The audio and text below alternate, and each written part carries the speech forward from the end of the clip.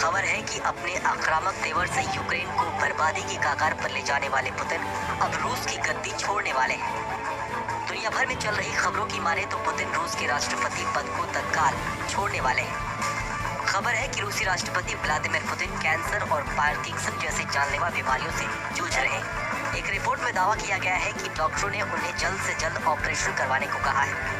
Operation करवाने के लिए वो अपनी सत्ता अस्थायी रूप से पूर्व फेडरल चीफ निकोलाई पात्रुशेव को सौंप सकते हैं। निकोलाई तब तक रूस के राष्ट्रपति के तौर पर काम करेंगे जब तक कि पुतिन पूरी तरह से ठीक नहीं हो जाते, और ये समय कई हफ्तों या फिर महीनों तक का हो सकता है। ऐसे में अब पूरी दुनिया में चर्चा इस बात की हो रही है कि आखिर पुतिन जब रूस की गद्दी छोड़ेंगे तो इसका रूस और यूक्रेन के जंग पर क्या प्रभाव पड़ेगा।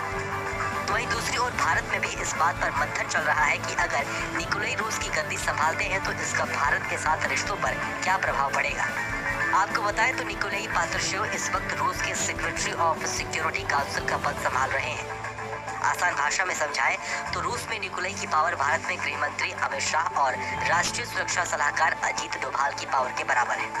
वहीं अब सबसे अहम सवाल ये है कि निकोलाई की सत्ता में आने के बाद इसका भारत पर क्या असर पड़ेगा। दरअसल निकोलाई पात्रुशेव हमेशा से भारत के सबसे बड़े पक्षधर रहे हैं। ऐसे में इनके राष्ट्रपति बनने के बाद भारत को पहले के मुकाबले और ज्यादा समर्थन मिलने की उम्मीद है। इस बात को आप जरा इन तस्वीरों से समझिए।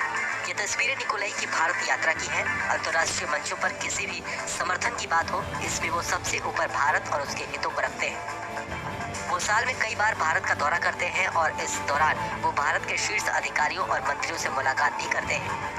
वहीं दूसरी ओर अहम बात यह भी है कि वो ना ही किसी देश के राष्ट्राध्यक्ष हैं और ना ही कोई मंत्री है। फिर भी वो जब भी भारत आते हैं तो पीएम मोदी भी उनसे मुलाकात करते हैं। ऐसे में यहाँ ये समझना आसान है कि अगर निकोलाई थोड़ी दिनों के लिए सही अगर रूस के राष्ट्रपति बनते हैं तो ये भारत के पक्ष में होगा। वहीं अगर बात रूस यूक्रेन जंग की करें तो जंग में रूस की आक्रामकता ज्यों की त्यों बनी रहेगी, क्योंकि रूस का राष्ट्रपति जो भी हो, अमेरिका और उसके समर्थकों को लेकर रूस की नीति कभी नहीं बदलने वाली है। अमेरिका और नाटो में शामिल देशों को रूस एक दुश्मन के तौर पर मानता है। ऐसे में इन देशों और युद्ध को लेकर जिस नीति के साथ रूस आगे बढ़ रहा है उसमें कोई खास बदलाव नहीं आने वाला है।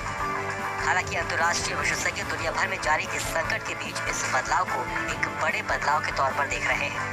बहरहाल हमारी इस खबर को लेकर आपकी क्या राय है, हमें कमेंट सेक्शन में लेकर जरूर बताइए।